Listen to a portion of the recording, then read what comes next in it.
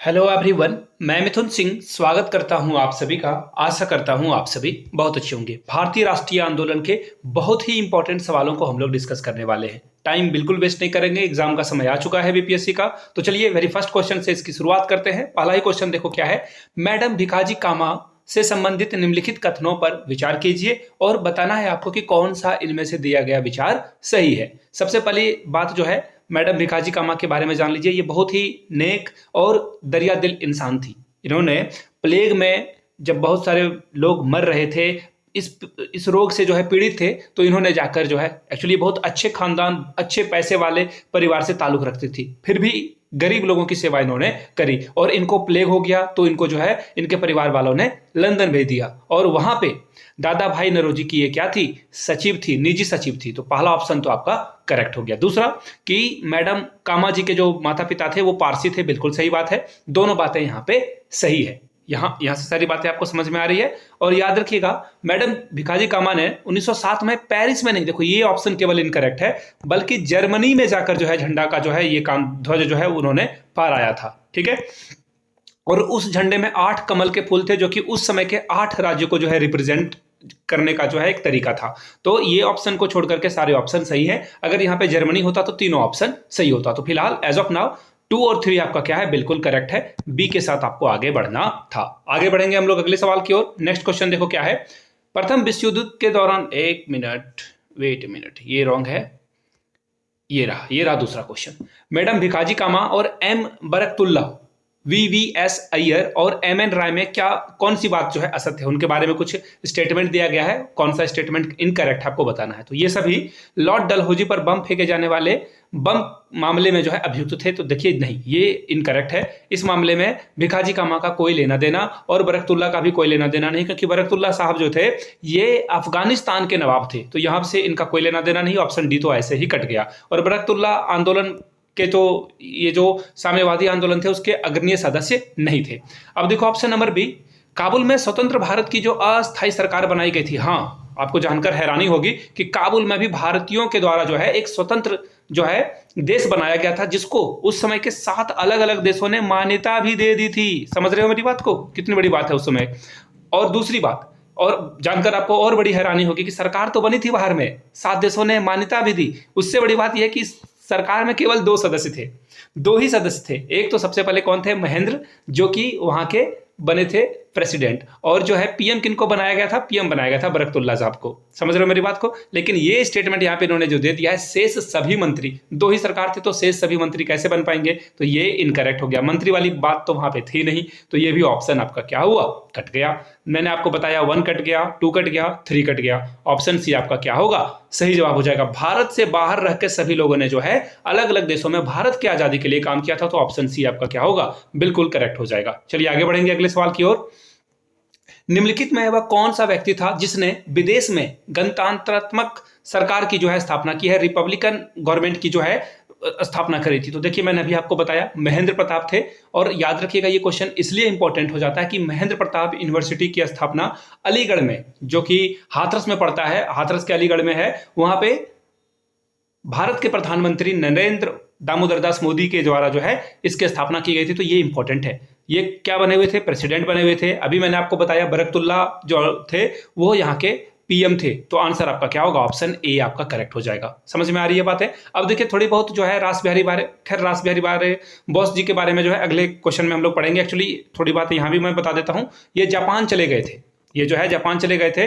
इनको पता था कि कानून के हाथ बहुत लंबे हैं ब्रिटिशर्स के, ये इनको पकड़कर फांसी दे देंगे। तो ये जापान चले गए। वहां पे जो है इन्होंने जाकर जो है बहुत सारा जो है काम किया था देश के लिए। और जापान की एक महिला से इन्होंने शादी भी की थी। उसके बारे में आगे हम लोग बात करेंगे। अगला सवाल देखो क्या है। अब देखिए, अब डिटेल में बात करेंगे। वह कौन थे जिन्होंने इंडिपेंडेंट लीग की स्थापना करी थी। वो व्यक्ति रास बिहारी बोस थे। याद रखिएगा, भारत से ये जो है जापान चले गए थे, इस बात का आपको खास ख्याल रखना है। और उन्होंने तोशिमा नामक महिला से जो है शादी करी। इनका पूरा जो इनके जो नाती पोता है वो यहीं आपको देखने को मिलेंगे जापान में। पीएम मोदी जब जापान गए थे तो इनके परिवार वालों ने इनके साथ सेल्फी ली थी। तो वो उस समय ये न्यूज बहुत वायरल था, इसलिए मैं आपको बता रहा हूँ। रास बिहारी बोस, तोशिया लिख दिया मैंने, तोशिमा यहाँ पे होना चाहिए था। तोशिमा नामक जो युवती थी, गर्ल थी, उनके साथ इन्होंने शादी रचाई थी, ताकि जापान में जो है इनको बाहर जाना ना पड़े और शादी करके वहां से वो सेटल हो गए थे। पहली बात। दूसरी बात, 1945 में इनकी मृत्यु भी हो गई थी। तो आजादी से ठीक 2 साल पहले इनकी जो है मृत्यु हो जाती है। किनकी? रास बिहारी बोस की। यहां तक सारी बातें क्लियर हो गई। चलिए, और इंडिपेंडेंट लीग की स्थापना कब की गई थी इनके द्वारा? तो याद रखिएगा, इंडिपेंडेंट लीग की स्थापना मार्च 1942 में इनके द्वारा की गई थी। मार्च भी आप जो है पेन पेपर पे देखो। एक्चुअली आप जब सेशन लेते हो तो नीचे जरूर लिखा करें कि आप जो है पेन पेपर लेकर जरूर बैठा करें। बाय द वे, वीडियो में आगे बढ़े उससे पहले आप लोगों से रिक्वेस्ट है, आप किस स्थान से इस वीडियो को देख रहे हैं, यानी कि आपका घर कहां है, नीचे कमेंट करके अपने होम टाउन के बारे में जरूर बताएं, ताकि और लोग भी जान पाएं कि ये वीडियो को कहां कहां से देखा जा रहा है। चलिए अगले सवाल की ओर हम लोग बढ़ेंगे। कामागाटा मारू ये क्या था? तो देखिए, कामागाटा मारू के बारे में अगर आपको जानना है तो देखिए, अभी जो एज ऑफ नाउ में 2 बातें हैं। सबसे पहली बात तो कामागाटा मारू एक जहाज था, जो कि देखो, ये जो जहाज था एक्चुअली अमेरिका से, ये जो है अमेरिका से जाने वाला था भारत। 2 जहाज थे, तासा मारू, काटा मारू, कामागाटा मारू। तो देखिए, कामागाटा मारू में जो है टोटल लोगों की अगर संख्या पूछी जाए तो 376 लोग थे, और ये जाने वाले थे कहां पर? ये जाने वाले थे भारत में। लेकिन जब वहां पे देखा कि यहां स्थिति ठीक नहीं है तो ये कहां चले गए? कनाडा। लेकिन कनाडा सरकार जो है इनको जो है उतरने का जो है ऑर्डर नहीं देती है, ये जहाज में ही पड़े रहते हैं। और फिर फाइनली बहुत दिनों के बाद जो है इनको वापस जो है कोलकाता, कहां पे ये कामागाटा मारू आता है, ये कोलकाता पे आता है। और फाइनली बहुत से लोगों का ये जो है अंग्रेज के द्वारा जो है युद्ध होता है, और वहां पे बहुत सारे लोग मारे जाते हैं। तो ये बहुत इंपॉर्टेंट है। एक और बात आपको याद रखना है, मैंने अभी आपको कनाडा के बारे में बताया, कनाडा गवर्नमेंट ने जो है इनको इजाजत नहीं दी थी। तो कनाडा ने इससे शर्मिंदा होकर, वहां पे एक जगह है, उस जगह का नाम क्या है? वैंकूवर। ठीक है, वहां पे जो है एक रोड का नाम जो है रख दिया है कामागाटा मारू 376। उस रोड का नाम ही है कामागाटू मारू 376। तो ये सवाल वहां से भी पूछा जा सकता है। ऑप्शन सी इसका फिलहाल सही जवाब होगा। एक जहाज था जो कि जापानियों से जो है भारतीयों ने खरीदा था। चलिए आगे बढ़ते हैं अगले सवाल की ओर।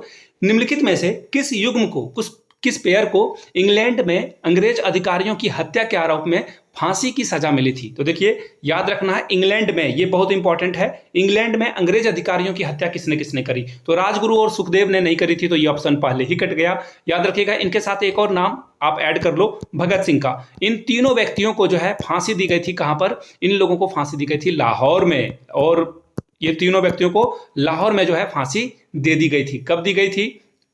आप लोग नीचे कमेंट करके बताओगे।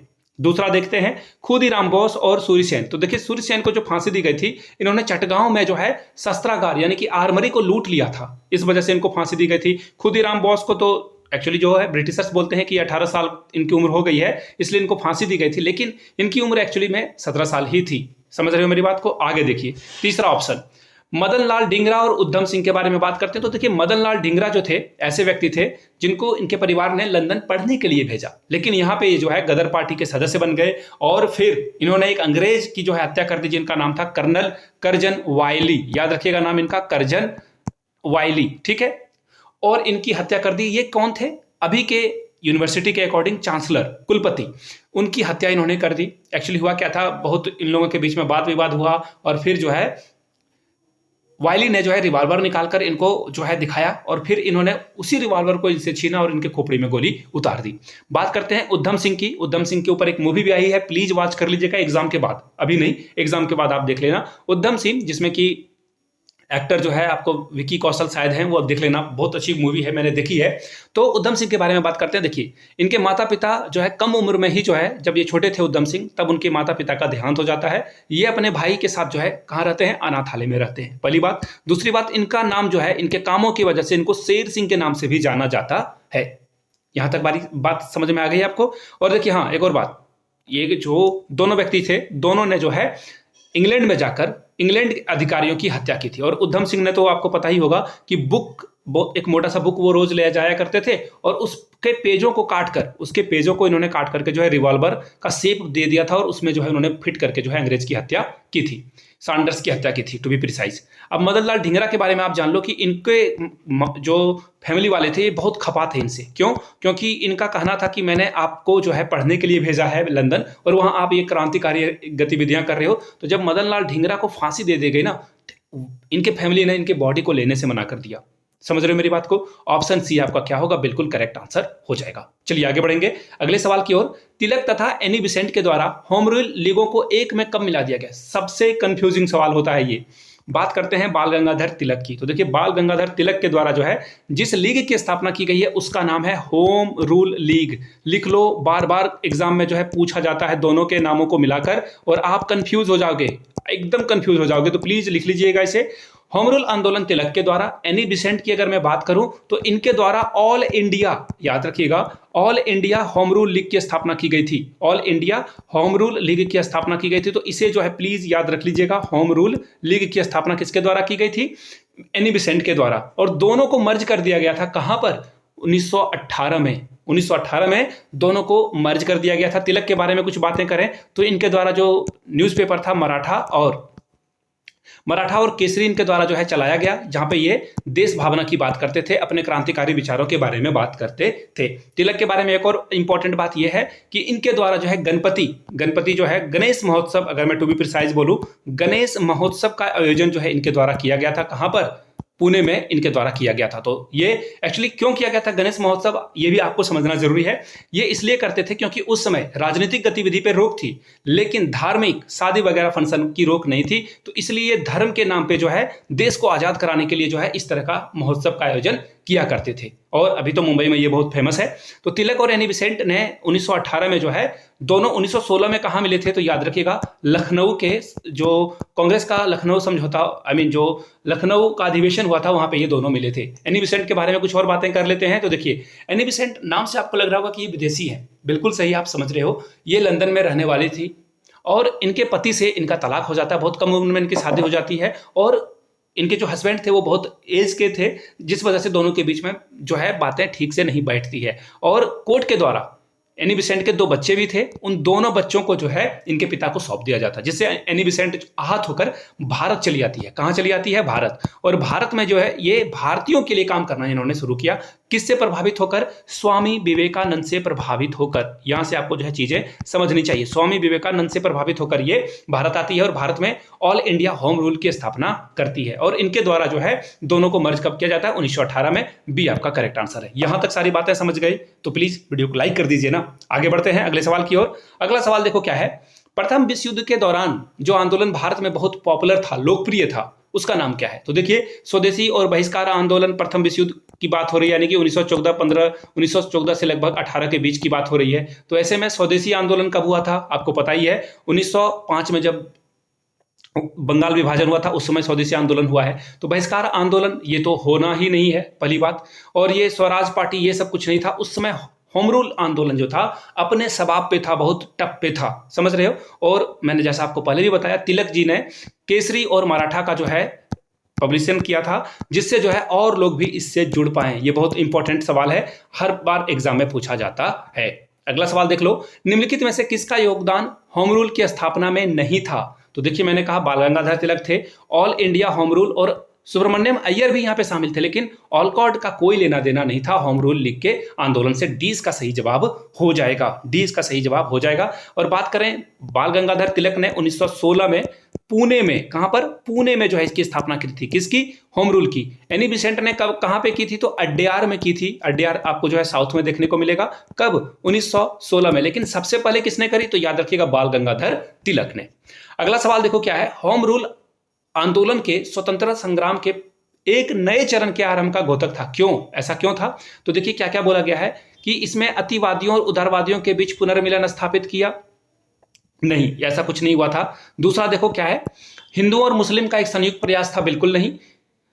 आंदोलन का नेतृत्व गांधी जी के हाथों में आ गया था। बिल्कुल नहीं, ऐसा कुछ भी नहीं हुआ था। पहला ऑप्शन क्या है? सही है। देश के सामने सेल्फ गवर्नमेंट जो है, पूर्ण स्वराज की बात जो है की गई थी। इसका आंसर क्या हो जाएगा? Option number A. चलिए आगे बढ़ेंगे अगले सवाल की ओर।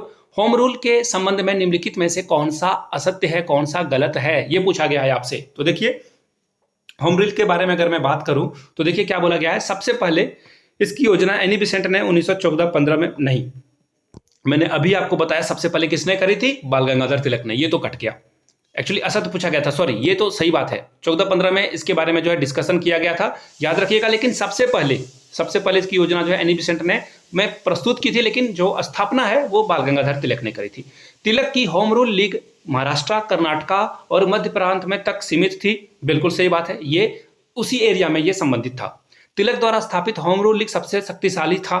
देखो, ये भी आंसर क्या है, इनकरेक्ट है। ये भी करेक्ट है बिल्कुल। उस समय आपको मैंने अभी बताया कि प्रथम विश्व युद्ध के दौरान जो है ये क्या था, बहुत पावरफुल था। लेकिन तिलक और बेसेंट के मतभेदों के उपरांत दोनों लीग बनी रही नहीं, ये एक्चुअली 1918 में दोनों जो है मर्ज हो गई। दोनों जो है 1918 में मर्ज हो गई, मिल गई, एक साथ आ गई। निम्नलिखित में से कौन सा फोबियन आंदोलन का प्रस्तावक था? तो देखिए, फोबियन आंदोलन आपने नहीं पढ़ा होगा। फोबियन आंदोलन ऐसा होता है जिसमें आप किसी शक्तिशाली व्यक्ति या शक्तिशाली इंस्टीट्यूशन, यानी कि किसी शक्तिशाली देश के सामने जो है लड़ते हो, अपनी बात रखते हो, लेकिन अप्रत्यक्ष रूप से। सामने से लड़ोगे तो भैया ये कुचल देगा आपको। तो ये जो है अप्रत्यक्ष रूप से जो है आप किसी के साथ लड़ाई करते हो तो उसे बोला जाता है फोबियन आंदोलन। इसका प्रस्तावक कौन था? तो इसका प्रस्तावक आपको ऑब्वियसली बात पता होनी चाहिए। सीधा सीधा आंसर है, एनी बेसेंट के द्वारा ये बातें कही गई थी। ए इसका क्या होगा, करेक्ट आंसर हो जाएगा। चलिए आगे बढ़ेंगे। एनी बेसेंट के बारे में बताया गया है, कौन सा कथन सही है? होम रूल आंदोलन आरंभ करने के लिए ये उत्तरदायी थी। तो देखिए, ये बिल्कुल सही बात है। थियोसॉफिकल सोसाइटी के संस्थापिका नहीं थी, इनकी सदस्य थी, संस्थापिका नहीं थी। इंडियन नेशनल कांग्रेस की एक बार अध्यक्ष बनी थी, कब बनी थी? 1917 में, याद रखिएगा। और इसके ठीक 8 साल बाद पहली बार, देखिए, अगर प्रथम महिला पूछा जाए कांग्रेस की अध्यक्ष एनी बेसेंट, लेकिन 8 साल बाद जो है सरोजिनी नायडू जो है इसकी अध्यक्ष बनी थी, कब? 1925 में। और फिर इसमें 8 साल जोड़ दोगे आप तो ये कितना हो जाएगा? 1933 में। कौन बनी थी अध्यक्षता? नलिनी सेनगुप्ता। तो 8-8 का क्रम आप याद रखिएगा। और ये पहली बार कहां बनी थी? एक मिनट, वेट ए मिनट, ये कहां चला गया? ये रहा। यहां पे क्या पूछा गया? प्रस्तावक कौन था? तो एनी बेसेंट। लेकिन दूसरे क्वेश्चन की ओर थे हम लोग, ठीक है। ये देखो, पूछा गया है कि अध्यक्ष बनी थी, बिल्कुल सही बात है, ये भी सही है, ये भी सही है, लेकिन ऑप्शन 2 इनकरेक्ट है। जहां जहां 2 दिख रहा है आपको क्या करना है? कट कर देना। केवल एक तो सही होगा नहीं, तो ऑप्शन सी आपका क्या होगा? करेक्ट हो जाएगा। चलिए आगे बढ़ेंगे अगले सवाल की ओर। गांधी जी के पदार्पण, वेट मिनट, ये बार बार दिक्कत क्यों आ रही है? एक मिनट, ये रहा क्वेश्चन ये है, ये देखो, ये फाइनली महात्मा गांधी के पदार्पण से पूर्व भारत में राष्ट्रीय आंदोलन को दिशा निम्नलिखित में से किस घटनाओं ने प्रभावित किया? तो देखिए, इटली और अबिसिनिया युद्ध में, देखिए, ये छोटा सा देश था जिसने इटली से आजादी पा ली थी, तो ये तो बिल्कुल प्रभावित कर रहा था भारतीयों को। चीन के बॉक्सर आंदोलन में, तो देखिए, चीन में जो है ईसाइयों का विरोध किया जा रहा था और बहुत हद तक इस आंदोलन ने जो है प्रभावित किया था भारतीयों को, बिल्कुल सही बात है। आयरलैंड के क्रांतिकारियों ने, ये जो है इंग्लैंड से अलग हो गए थे, ये भी बात सही है। रूस और जापान के युद्ध में जापान की विजय ने, छोटा सा देश है जापान, उसने रूस को हरा दिया। सारी बातें बिल्कुल सही है। डी इसका क्या होगा? एब्सोल्यूट करेक्ट आंसर हो जाएगा। सारे घटनाओं ने जो है भारतीयों में जो है एक जोश ला दिया था। अगला सवाल है, गांधी जी साउथ अफ्रीका में रहने की अवधि में किस पत्रिका का प्रकाशन किया? उसका नाम क्या है? तो देखिए, इसका नाम है इंडियन ओपिनियन। और ये कहां से प्रकाशित हुआ था? तो देखिए, फिनिक्स आश्रम से। फिनिक्स आश्रम के बारे में भी शायद क्वेश्चन आगे होना चाहिए, मुझे लग रहा है। फिनिक्स आश्रम से इन्होंने जो है इसकी स्थापना करी थी। एक डच नागरिक था जिनका नाम था डेविड बाक, उनके मदद से इन्होंने ये काम किया था। फिनिक्स देखो कहां है, ये मैंने अभी आपको बताया, डरबन में है। ये कहां है? डरबन, यानी कि सी इसका सही आंसर हो जाएगा। और एक डच व्यक्ति थे डेविड बाक, उनके द्वारा ये किया गया था। अगला सवाल देखो क्या है, गांधी जी किसके समर्थक थे? तो बिल्कुल वो मार्क्सिस्ट लेफ्टिस्ट नहीं थे, श्रेणी समाजवाद के नहीं, आदर्शवाद के नहीं, बल्कि ये दार्शनिक अराजकतावाद के समर्थक थे। डी इसका क्या होगा? सही जवाब हो जाएगा। साउथ अफ्रीका के किस स्टेशन पर गांधी जी को ट्रेन से फेंक दिया गया था? तो इसका सही जवाब हो जाएगा ऑप्शन बी। ये है पीटर मारिट्सबर्ग, ठीक है। यहां से जो है इनको उठाकर फेंक दिया गया था। याद रखिएगा, गांधी जी जो है उसमें बहुत युवा जो है अवस्था में थे, और जब अंग्रेज अधिकारी ने इनको कहा कि आपको जो है दूसरे कंपार्टमेंट में जाना होगा, भले ही आपके पास इस कंपार्टमेंट का टिकट है, तो गांधी जी मना कर दिया और इन्होंने इस अंग्रेज अधिकारी को एक तमाचा भी मारा था। आपको जानकर हैरानी होगी, लेकिन ये बात सच है। बाद में अंग्रेजों के द्वारा इनको जो है स्टेशन पर फेंक दिया गया था। तो गांधी जी उस समय गर्म खून के थे और उनसे भी ये बातें हुई थी। महात्मा गांधी के अनुसार राजनीति का क्या मतलब है? धर्म विहीन? बिल्कुल नहीं। जन कल्याण के लिए सक्रियता? हाँ। सत्य विहीन राजनीति? नहीं। तो ये आंसर तो बहुत ही, मतलब जो पढ़ा भी नहीं होगा वो भी इसको आंसर कर पाएगा। आखिरी सवाल है, गांधी जी ने सेवा धर्म कहां अपनाया था? तो गांधी जी ने सेवा धर्म साउथ अफ्रीका में अपनाया था। याद रखिएगा, नवजीवन अखबार के बारे में पूछा जाता है। नवजीवन अखबार जो है भारत में इन्होंने, गांधी जी ने शुरुआत की थी। गांधी जी का एक बुक है माई एक्सपेरिमेंटल विथ ट्रूथ, वो भी बुक के बारे में बहुत बार सवाल जो है पूछा जाता है। गांधी जी के बारे में, गांधी जी की पहली पुस्तक, फर्स्ट बुक कौन थी? नीचे कमेंट करके आप लोग बताओगे। नहीं पता है गूगल कर लीजिए और कमेंट सेक्शन में जरूर आप लिखिए कि गांधी जी की पहली किताब का नाम क्या था। यहाँ तक वीडियो देख लिए अच्छा लगा हो क्रांतिकारियों के बारे में जानकर तो जय हिंद नीचे कमेंट सेक्शन में जरूर लिखिएगा और इस वीडियो को लाइक करके किसी एजुकेशनल टेलीग्राम या फिर व्हाट्सएप ग्रुप में शेयर जरूर कर दीजिएगा। वीडियो को यहाँ तक देखने के लिए आप सभी का बहुत बहुत शुक्रिया। Have a good day.